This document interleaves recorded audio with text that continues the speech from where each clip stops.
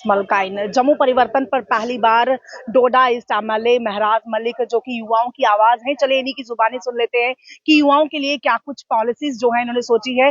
फिलहाल युवाओं की एक बड़ी मांग है एज रिलैक्सेशन। क्या आप इस बारे में बात करेंगे? एज रिलैक्सेशन देखिए, इस बारे में बात करेंगे नहीं, करी है हमने, और इस पर जो है हमने असेंबली में भी पहली बार जब मौका मिला था उस टाइम भी बात रखी थी।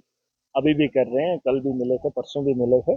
इस पर चर्चा तो हो रही है, कुछ चीज़ों की कमी है। अब देखिए सरकार क्या करेगी। उम्मीद तो है नौजवानों की बेहतरी के बारे में जो भी मुमकिन होगा हम करेंगे पूरी ताकत से। अभी जिस तरह से बात की जाए भारतीय जनता पार्टी की, तो उनकी तरफ से प्रदर्शन भी किया गया है, क्योंकि अभी पोस्ट आई थी डोगरी और हिंदी को लेकर, उसके बारे में इन्होंने प्रदर्शन किया है। इस पर आपकी क्या कुछ टिप्पणी जो है? देखिए, अगर डोगरी पे प्रदर्शन कर रहे हैं उनको बोलो ना सड़कों पे आ जाए।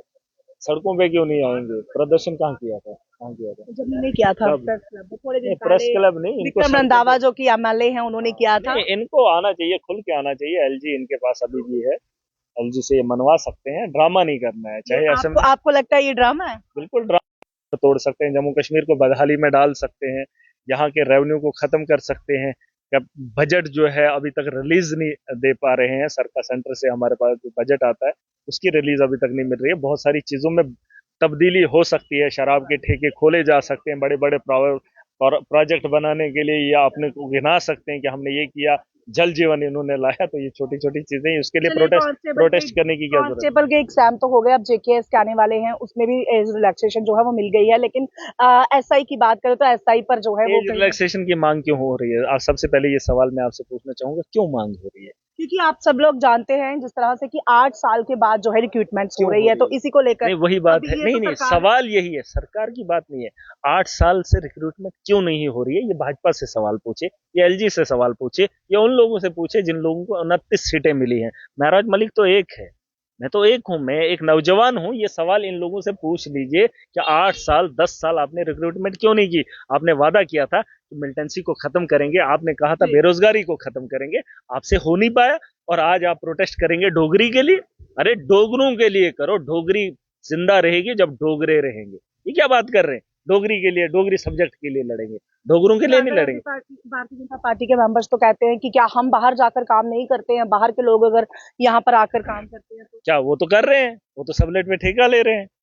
बड़े बड़े एक क्लास के ठेकेदार सड़कों के बाहर के हैं, बड़ी बड़ी जो कंपनीज आ रही हैं उनके ठेकेदार बड़े बड़े हैं। ये तो सप्लायर हैं, सप्लायर। छोटे छोटे सबलेट पे ठेके लिए हैं, इनका घर चल रहा है। आम आदमी से कोई परेशानी नहीं। आम आदमी परेशान है, सड़कों पे डंडे खा रहा है, बात नहीं जम्मू करेंगे। कश्मीर के लोग खत्म हो रहे हैं, खत्म होने बिल्कुल। की कोशिश आपको की लग जा रहा है, रही है। आपको लग रहा है करने वाले यही है, करने वाले यही है, कराने वाले यही है। एक नारा लगाते हैं, आवाम को शाम को फ्रूटी पिलाकर वोट ले लेते हैं और फिर ढिंडोरा पीटते हैं। आज इनको बोलो काम करने के लिए, 10 साल इन्होंने काम नहीं किया। एज रिलैक्सेशन इसलिए मांगा जा रहा है क्योंकि 8 साल रिक्रूटमेंट नहीं हुई, उन बच्चों की एज यानी बढ़ कहीं ना गई। कहीं जिस तरह से सुन कहते लीजिए, हैं कि सुन लीजिए। पर्दे के पीछे सारा कुछ भारतीय जनता बिल्कुल पार्टी ही है, नहीं है इसकी जिम्मेदार ये भारतीय जनता सब पार्टी है। जानते हैं, ये मैं नहीं कह रहा हूं, ये सब जानते हैं। एक आम आदमी जानता है।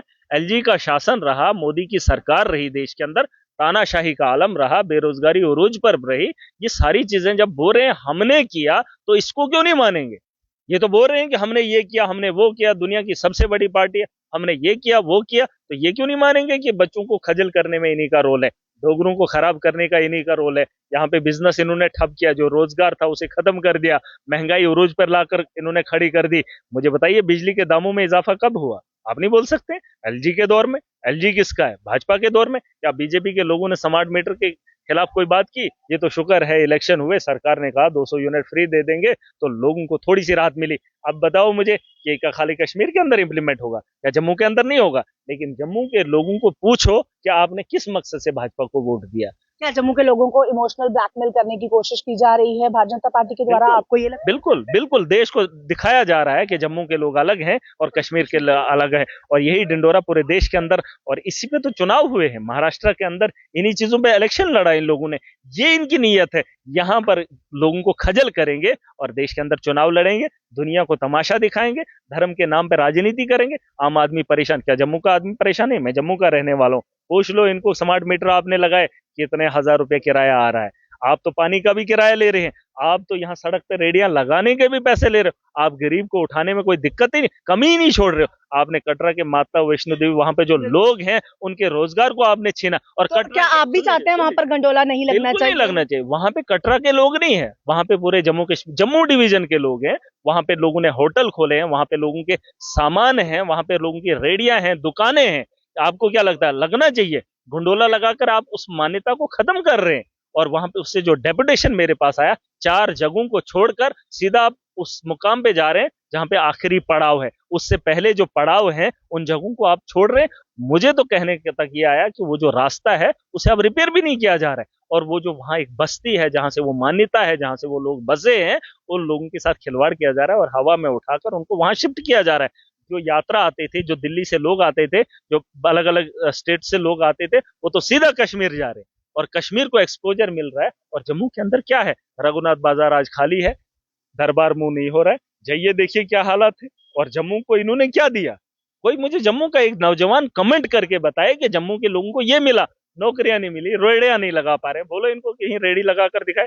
बिहार के आए हैं, यूपी के आए हैं, रेडिया। आने वाले समय में आप क्या कुछ बात जो है असेंबली में उठाने वाले हैं? आखिरी सवाल देखिए, असेंबली में बहुत कुछ उठेगा और बहुत सारी चीजों पे काम भी होगा। और जम्मू कश्मीर को इस बदहाली से निकालना जो भाजपा के दौर में हुई है, उस अमनी और बदहाली को निकालने के लिए सरकार काम करेगी। जी, बहुत बहुत शुक्रिया। तो इस वक्त हमारे साथ बातचीत करने के लिए मौजूद थे डोडा ईस्ट एमएलए महराज मलिक, जिनके साथ पहली बार जम्मू परिवर्तन पर बातचीत हुई है।